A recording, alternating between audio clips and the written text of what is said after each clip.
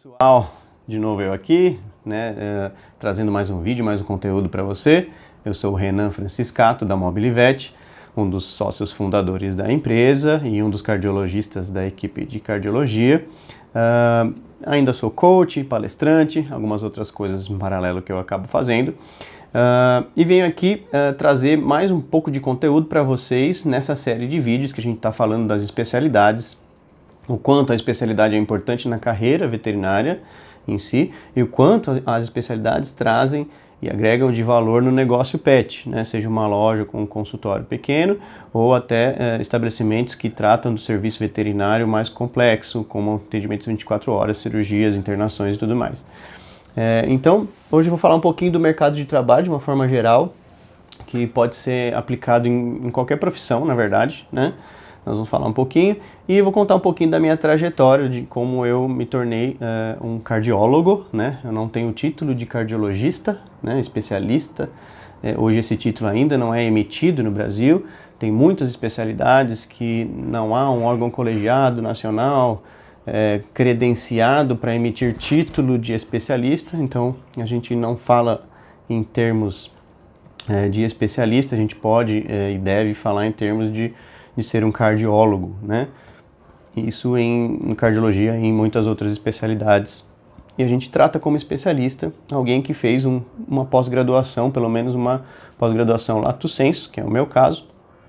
Se você fez uma pós-graduação stricto sensu, um mestrado, um doutorado, você também é um especialista naquela área, obviamente, né? Então vamos lá, falar um pouquinho do mercado de trabalho. Como que o mercado de trabalho ele funciona, né? Ele funciona da mesma forma como funcionam os produtos, né? Conforme você é mais raro, você é mais valorizado, né? Então, quando a gente forma na medicina veterinária e tem o título de bacharel e é médico veterinário, você tá lá, aqui em São Paulo, já estamos em 50 e tantos mil, o número do CRMV que eu tenho visto aí. Então, você é um clínico que pode atender, né? Aqui falando, obviamente, do mercado pet, de medicina em pequenos animais, que é o mercado que eu estou inserido, né? Eu não vou abordar aqui um mercado de agropecuário ou de agronegócio, é um universo totalmente diferente para quem tem experiência. Eu não tenho experiência nesse mercado. De qualquer forma, o mercado de trabalho também nessa área, como em outras profissões, vai funcionar basicamente igual. Então, como é que é? Quanto mais raro você é remunerado, valorizado por quão raro você é, né?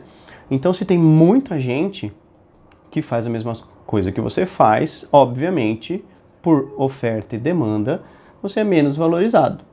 Conforme você vai se especializando, você vai se tornando mais raro, né? E aí, essa raridade, ela obviamente, tira um pouco daquela demanda, daquela oferta. Então, quanto menos oferta tem de uma certa coisa, pode ser um produto, pode ser um veterinário especialista, mais ele é valorizado, ele é mais procurado e as pessoas tendem a desembolsar mais dinheiro em troca daquele serviço de especialista. Então, hoje em dia, por exemplo, eu vou completar aí 17 anos de formado no final desse ano, e eu estou encontrando pessoas que estão no meio da graduação, ou alguns até que estão ali como auxiliares, que fizeram curso de auxiliar veterinário e almejam fazer a graduação. E eu já pergunto, sempre que eu tenho alguma abertura, em que especialidade eles vão atuar, né? Em que eles se sentem mais confortáveis, onde está o talento deles, onde eles gostam. Identificar o talento é importante porque você se sente confortável e vai estudar muito aquilo, e aquilo vai te dar prazer, e você vai, obviamente, ser muito bom naquilo que você deseja estudar e se aprofundar naquilo, né? Então eu pergunto por quê? Por que eu faço isso? Porque eu demorei muito para ir para a especialidade, né? Então, quanto mais a gente se especializa, já disse, a gente é mais bem remunerado. Vou dar um exemplo aqui antes de contar a minha história.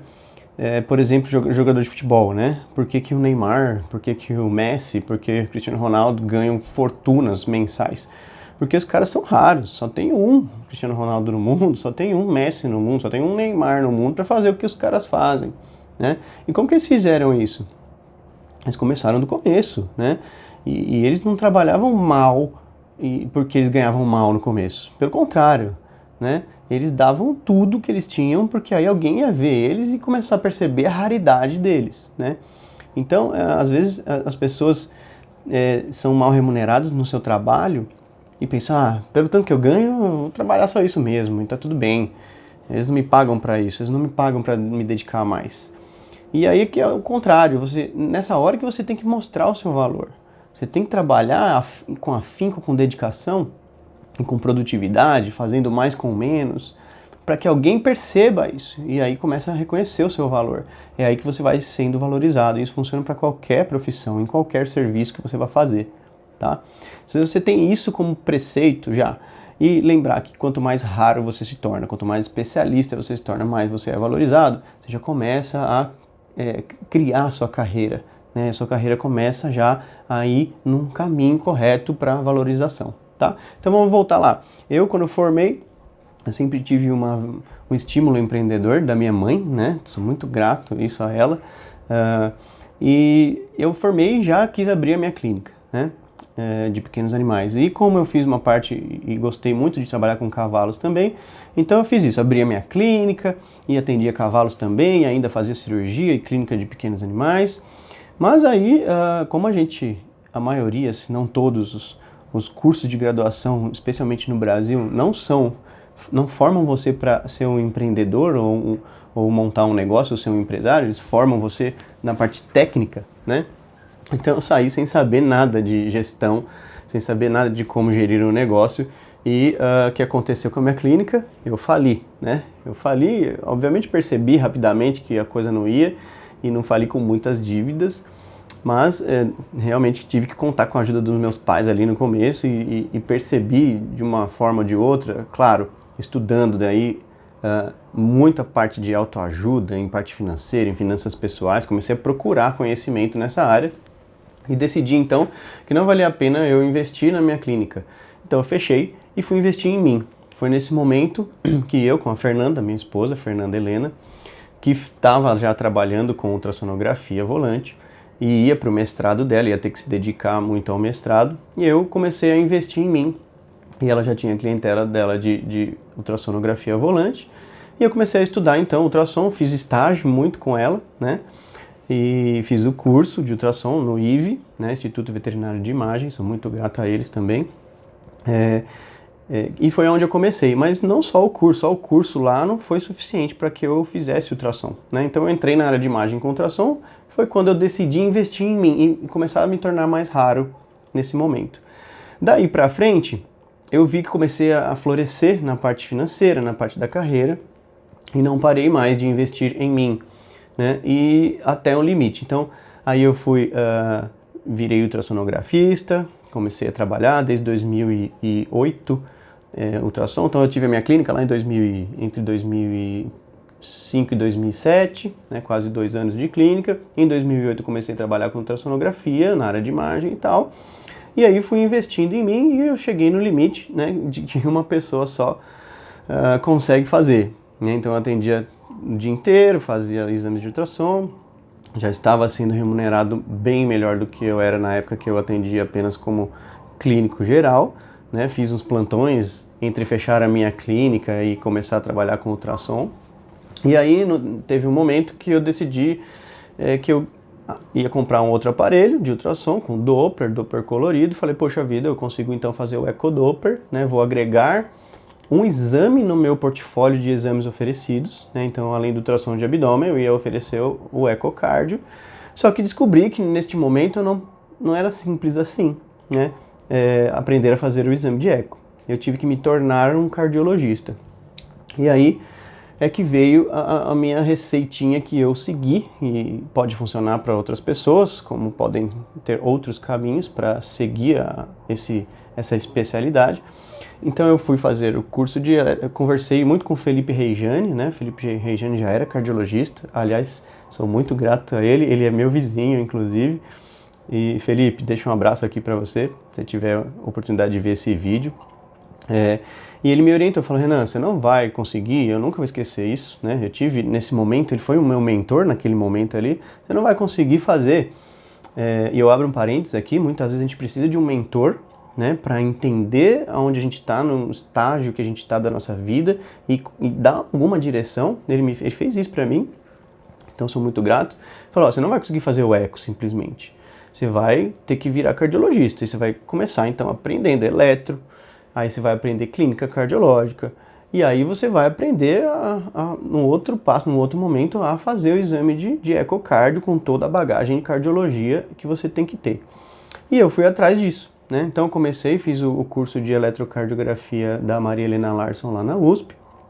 Depois desse curso, fiz uma provinha para entrar na prática profissionalizante de cardiologia. E aí fiquei 2 meses lá na cardio da USP, né? Com uma rotina muito intensa. Lá eles atendem, na época que eu fiquei lá e soube dessa estatística, mais de 5.000 pacientes por ano, né? É muita gente, só da parte cardio.